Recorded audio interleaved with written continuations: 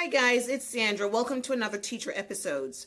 Today I'm going to jump right in and talk to you about some do's and don'ts of Zoom parent-teacher conferences. Okay, so it's that time of the year when parents are actually requesting conferences regarding their child's year-end scores and whether you anticipate that whether they'll be moved on to the next grade level or retained or whether summer school is recommended. So I just have some do's and don'ts on what the discussion should be about pretty much. Okay, this would be whether the parent requested the conference or whether the teacher requested the conference. All right, so all these will be applicable to either situation. So I'm going to start out with some don'ts. Okay, let's see. I'm reading from my little notes here on my screen. So in these conferences, you do not want to overwhelm the parent and student with too much information. So you want it to be almost scripted. So you're sticking to specific key points that's going to be helping the student. So don't overwhelm with too much information. Also, another don't, try to not speak only to the parent. Usually for these conferences for Zoom, you're going to request that mom, dad, and child, student be present during the conference. So try to speak with the student directly as well and not only the parent. You know, the student has been sitting in your midst for the entire school year. So you want to have that communication with that rapport with that student demonstrated in your conference as well. Okay. Also, try to not dominate the meeting.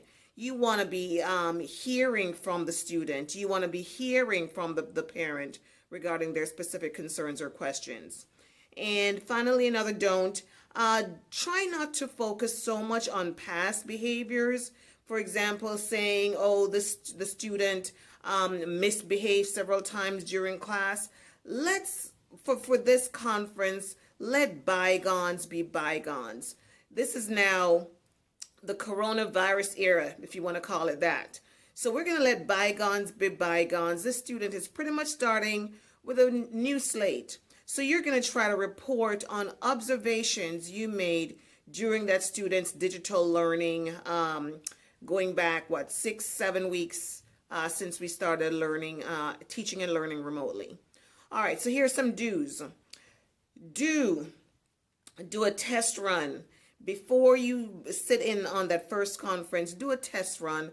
Have maybe a family member act out the part of a student or parent. So you're actually going to send the family member the invite to the Zoom session and have them schedule the sit in as if they're actually the parent. So you're just doing a test run to make sure that everything moves smoothly and there are a few glitches for the actual conference. So you're going to send an invite, have a friend or family member accept the invite, and just do a test run of the conference or preparation for the conference. So you also want to send a reminder right before the conference, maybe about 30 minutes before the session. Send a reminder to the parent, reminding them that the conference is going to be taking place within the hour, so they can make sure that computers are charged and they're also set to roll, and they've got a quiet location within the home, because remember, everybody's quarantined at home. So they have a designated spot or quiet location, and they've rounded up the student so the student can sit in on the conference. One good feature about Zoom, that Zoom sessions, is the waiting room. So if you schedule multiple conferences, you have the capability of accepting the parent, depending on the time they're scheduled. You can accept or admit the parent into the conference based on the time that they're scheduled to participate. Make sure your image for these conferences, your dress, your image is professional. Even though you're at home, they're at home, goes without saying, you have to have that professional image at all times during these conferences.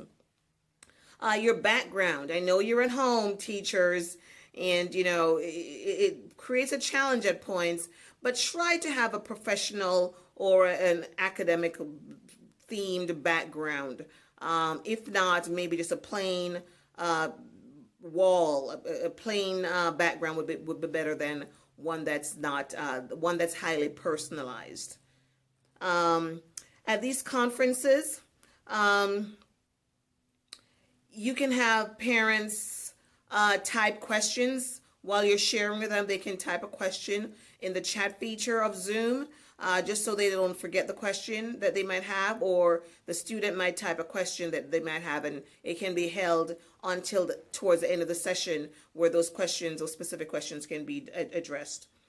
Teachers, you'll have the opportunity to share your screen. You can share work that the student has turned in during digital learning. This would be very effective in showing the parent exactly what mastery looks like or what mastery does not look like as it relates to the student's work.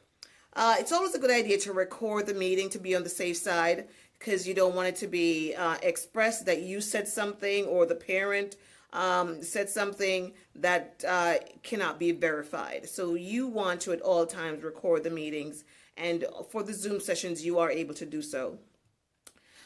You want to start the meetings off on a positive note, and you also want to end it on a positive note, okay? So before the meeting starts, have something positive to share about the student or the student's learning, and have a little note to end on something positive as well. All right, so those are some tips, some do's and don'ts when conferencing this time of the school year with parents and students. It's Sandra again. Thanks for joining me for another teacher episode. Stay safe. Bye-bye.